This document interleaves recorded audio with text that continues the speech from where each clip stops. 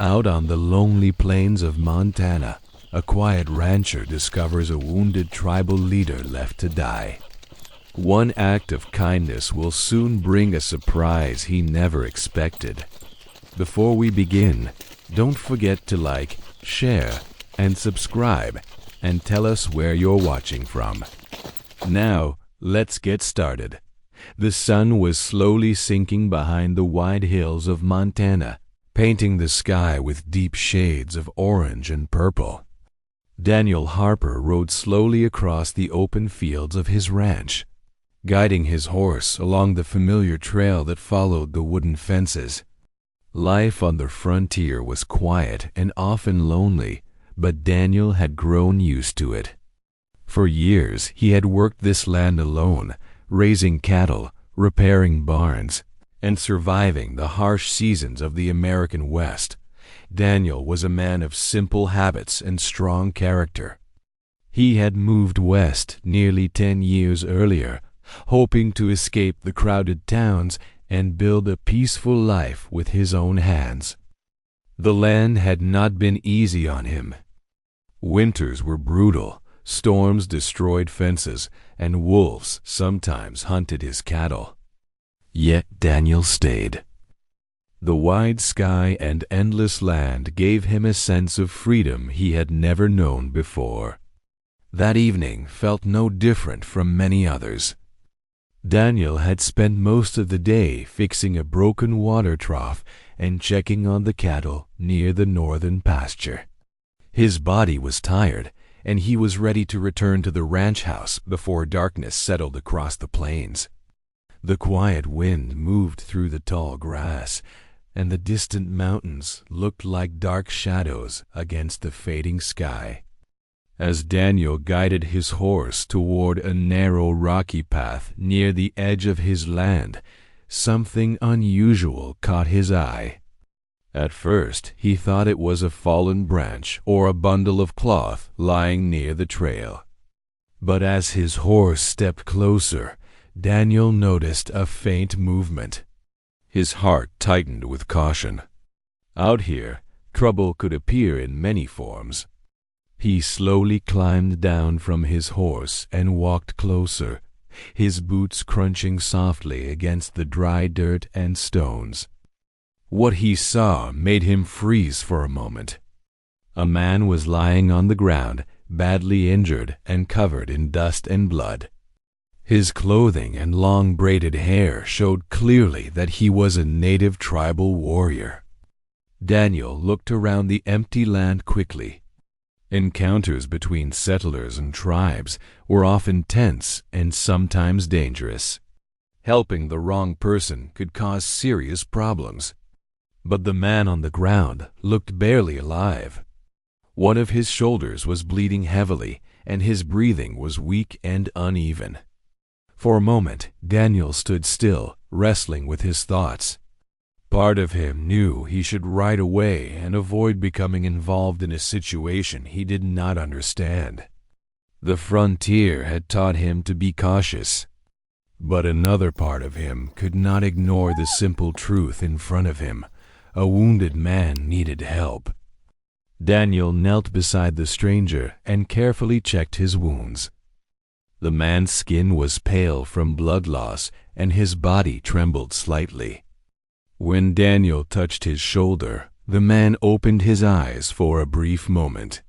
His gaze was sharp despite the pain, and it carried both strength and exhaustion. The two men looked at each other in silence. They spoke different languages, yet the situation needed no words.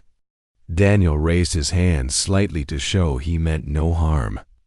The wounded warrior seemed to understand and slowly closed his eyes again, too weak to resist or argue. Daniel let out a quiet breath.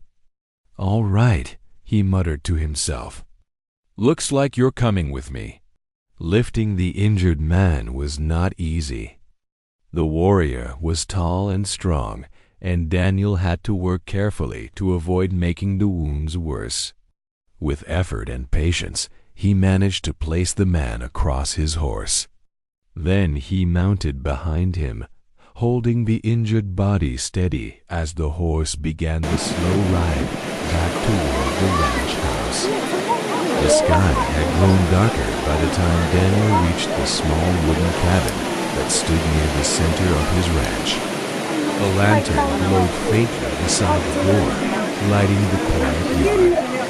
Daniel guided the horse to a stop and carefully lowered the wounded man to the ground before carrying him inside.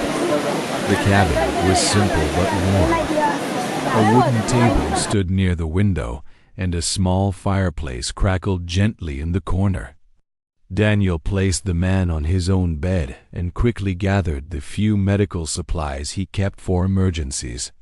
Life on the frontier required every rancher to know basic healing skills. First, he cleaned the wounds with water and alcohol, though the process caused the injured man to groan in pain.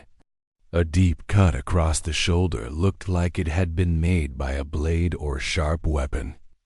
There were also bruises along his ribs and a smaller wound on his arm.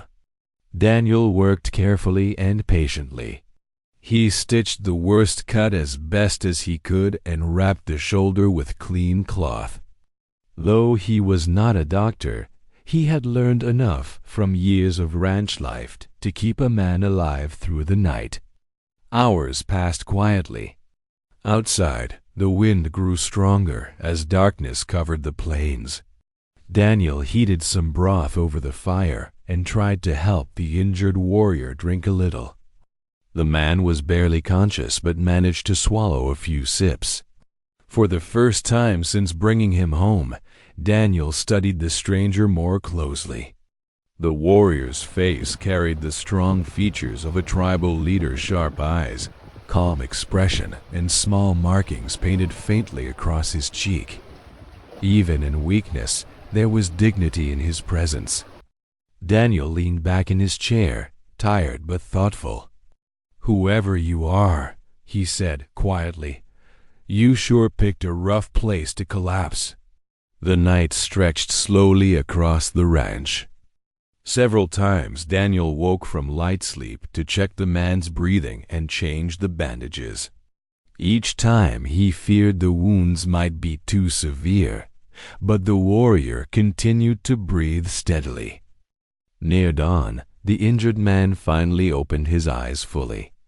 The fire in the cabin had faded into glowing embers, and soft morning light slipped through the window. The warrior looked around slowly, clearly confused about where he was. Daniel noticed the movement and stepped closer. He raised his hand again in a calm gesture of peace. "You're safe here," Daniel said gently, though he knew the man might not understand the words. The warrior studied Daniel carefully. After a moment, he gave a small nod. Though weak, his gaze held intelligence and quiet strength. Slowly, he placed one hand against his chest. "Red Hawk," he said in a low voice. Daniel smiled slightly and nodded back. "Daniel," he replied, pointing to himself.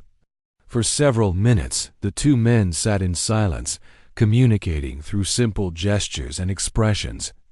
Red Hawk tried to sit up but quickly winced from the pain in his shoulder. Daniel shook his head and gently pressed him back onto the bed. "Easy," he said. "You need rest." The morning passed quietly. Daniel prepared more broth and fresh bandages while Red Hawk regained a little strength. Though language separated them, a sense of mutual respect slowly formed between the two men. By midday, Red Hawk was able to sit upright for a short time.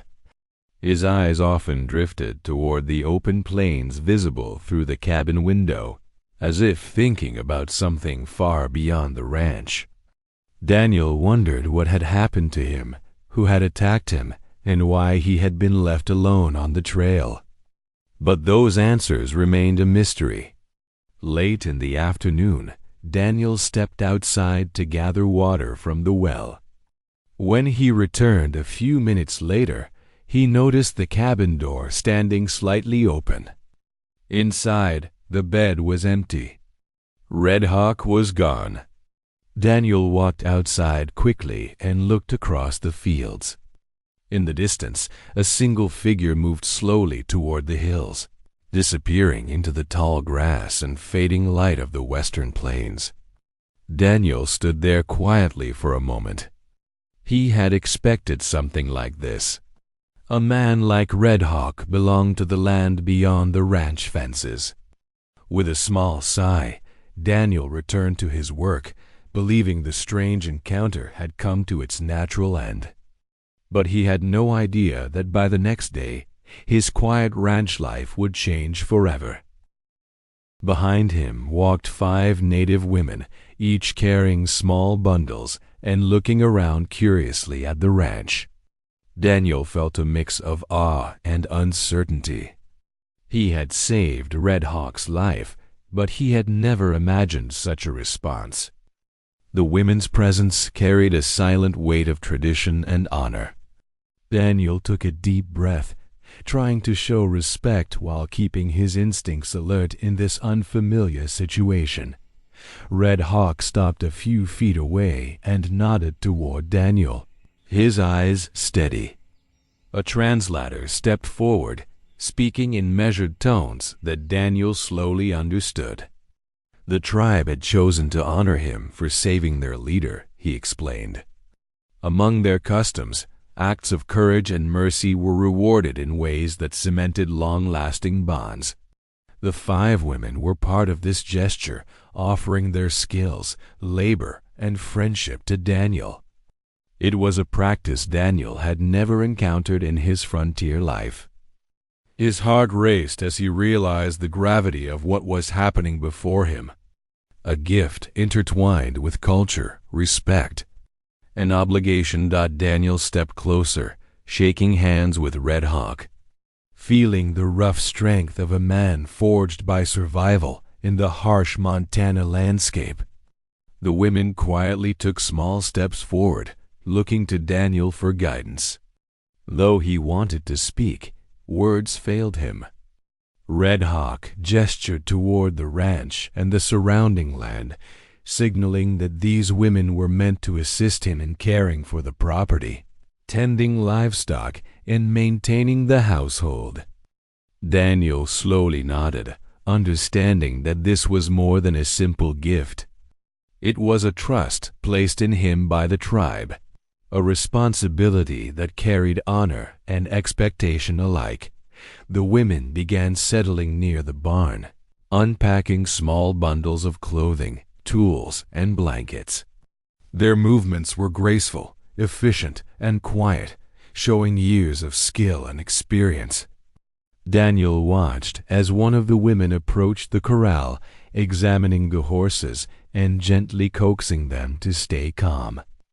Another woman began sorting grain, preparing it for feeding. Though Daniel had lived on the ranch for years, he had never seen work performed with such precision and dedication. It was humbling to witness. He realized these women were bringing not just labor, but knowledge, patience, and a way of life entirely different from his own. That evening, Daniel invited the group to share a simple meal inside the cabin. Red Hawk sat at the head of the table, and the translator explained that this was a time to share stories, understand one another, and form connections. The women quietly accepted their seats, observing and listening before speaking. Daniel found himself fascinated by their tales of the tribe, the land, and the hardships they had endured. The stories were rich with tradition, courage, and resilience. He realized that this exchange was more than hospitality, it was a cultural bridge, a chance to learn from people whose world had existed parallel to his own for generations. Over the next days, the ranch transformed under their guidance. The women introduced methods of caring for livestock, planting crops, and preserving food that Daniel had never considered. One morning, he watched as they worked together to build a more secure pen for the cattle, weaving materials and techniques that blended both his frontier methods and theirs. Daniel marveled at their efficiency and cooperation, noting how every task was infused with respect for the land and animals.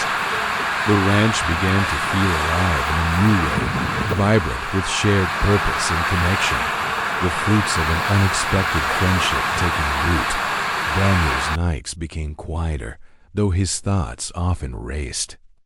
He considered the gift the tribe had given him, the trust they had placed in his hands, and the responsibility to honor it. The women's presence was a constant reminder that life on the frontier was no longer solitary. Each day, he learned more about patience, cooperation, and the deeper meaning behind traditions he had barely understood. As he watched them work, laugh, and care for the ranch, Daniel felt a sense of belonging he had never known, a connection that bridged two worlds in a landscape both wild and familiar. The relationship between Daniel and the women deepened as they shared meals and daily routines. Language barriers were met with gestures, smiles, and a growing understanding. He learned their names and began to recognize the subtle ways each woman contributed. Some were skilled in cooking and preservation, while others excelled in caring for animals and maintaining equipment. Together, they turned routine chores into cooperative efforts, each action performed with purpose. Daniel realized that the gift was not just help for his ranch, but a network of knowledge and support that would shape the land, the animals, and his own life for years to come. Red Hawk visited periodically, checking on the ranch and its new inhabitants. Each visit was a lesson in tradition and diplomacy. He observed Daniel and the women with a careful, approving eye, offering guidance without imposing authority. The respect between them grew, forming a bond that transcended mere gratitude.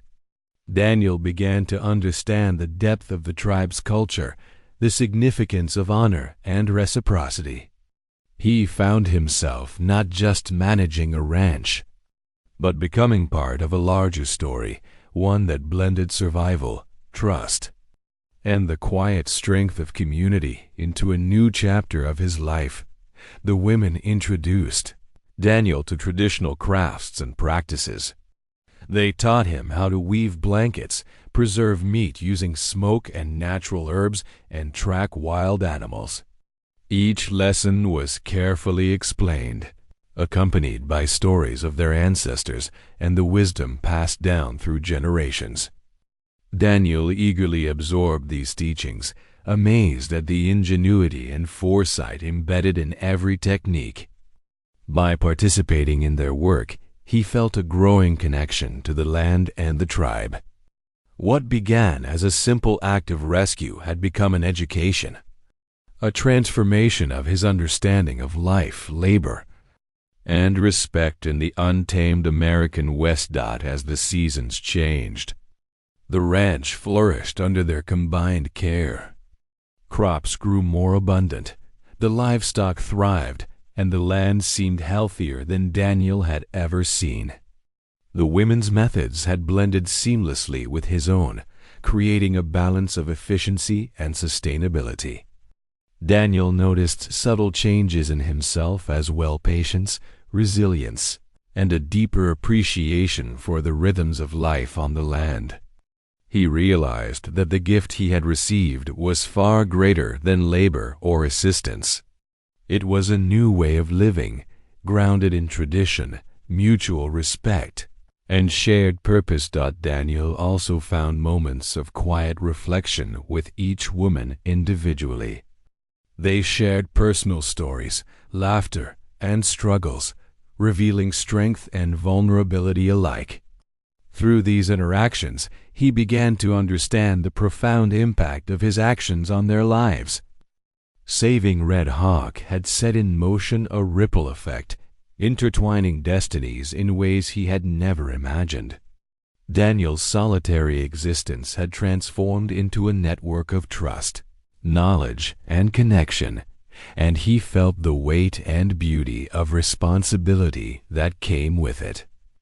Every day was a lesson, every action a bond reinforced. The women taught Daniel ceremonies to honor the land and animals. Simple rituals of gratitude were performed before planting crops or moving cattle. These practices brought a sense of sacredness to everyday tasks, reminding him of the interconnectedness of life. Daniel embraced these customs, feeling their calming influence on both his mind and the ranch. The women's presence had introduced him to a philosophy of living that combined work, respect, and mindfulness. He began to see his life not just as a series of chores, but as a meaningful partnership with the land and the people who had become part of it. Throughout the months, friendships strengthened into family-like bonds.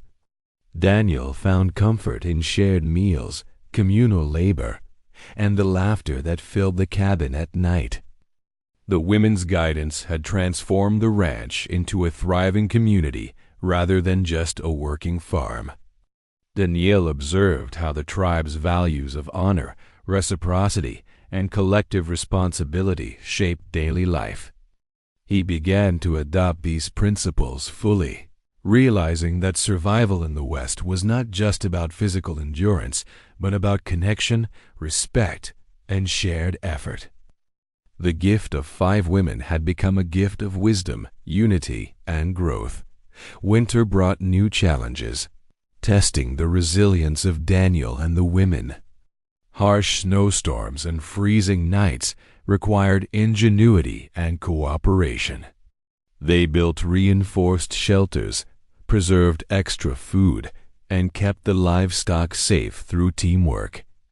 Daniel marveled at their resourcefulness, realizing that the tribe's experience with harsh environments had prepared them for any hardship. Together, they faced adversity with calm and competence, turning challenges into lessons. Each success reinforced trust, deepening the bond between Daniel and the women. What had begun as an unexpected gift had become a lifeline, strengthening both the ranch and Daniel's spirit. Spring arrived, and the ranch bloomed under careful tending. Crops sprouted, horses grazed peacefully, and the land seemed to hum with vitality.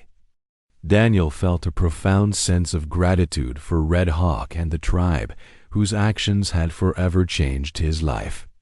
The women had not only helped him cultivate the land, but had taught him the meaning of community, respect, and honor. Each day was now full of purpose, collaboration, and shared achievement. Daniel knew that this chapter of his life was unlike anything he could have imagined, shaped by courage, kindness, and the wisdom of a people he had once